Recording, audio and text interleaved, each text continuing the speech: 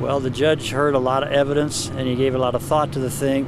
Ultimately, he denied our request for the protection order based on his decision that the protection order statute was not really designed for something like this.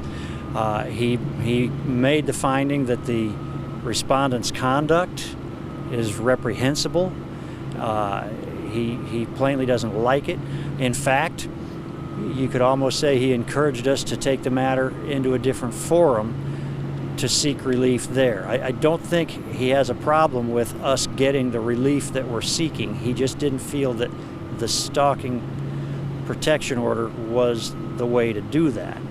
Now, we think he's mistaken, or we wouldn't have put all this time and effort into it. And that's a question that we can address on appeal.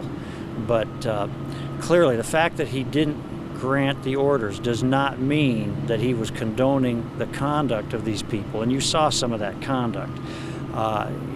Nobody can reasonably argue that it's appropriate, and the judge isn't. He suggested that he didn't think this was the proper context for it, but maybe a federal court case or some other kind of injunction action would be. So he doesn't like the conduct. He just didn't think it was a good fit for this kind of action. Do you anticipate possibly bringing that to a federal court then, or pursuing this further? Well, we have to consider our options. We could either, in fact, I would say the judge was serious enough about giving us the leeway to take it somewhere else that he dismissed the actions without prejudice. I don't know that I've ever seen that done after a trial. What he's doing is leaving the door open for us to file anywhere else we want without being affected by this ruling. Okay? So we have to consider our options. We can file something in federal court. We can just appeal his ruling. We can maybe file something else in state court here. We have a lot of options. And of course, we just have to think and examine things and decide what we're going to do. Sounds good. What do you think is next for Erica, who's at the heart of all this? Well, the problem with this is that the ruling will simply embolden the other side's conduct. And you've seen the conduct. You know, it's not conduct a normal person would do. You got to be pretty emboldened to begin with just to do it. And the concern, of course, is that that'll just get worse. You know, what would Alethea do tomorrow that she wouldn't have done yesterday? Something. We just don't know what.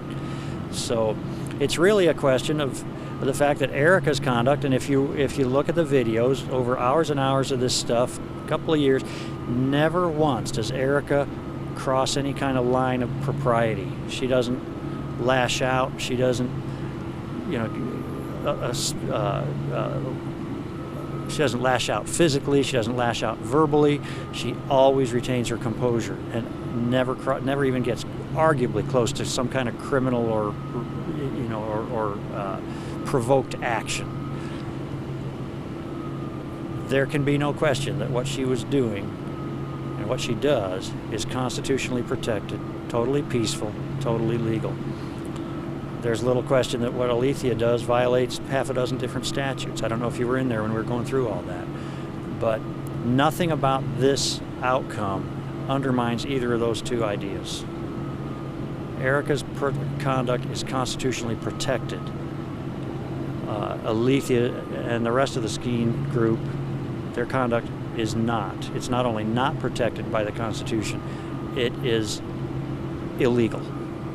So one way or another, that's going to have to get addressed.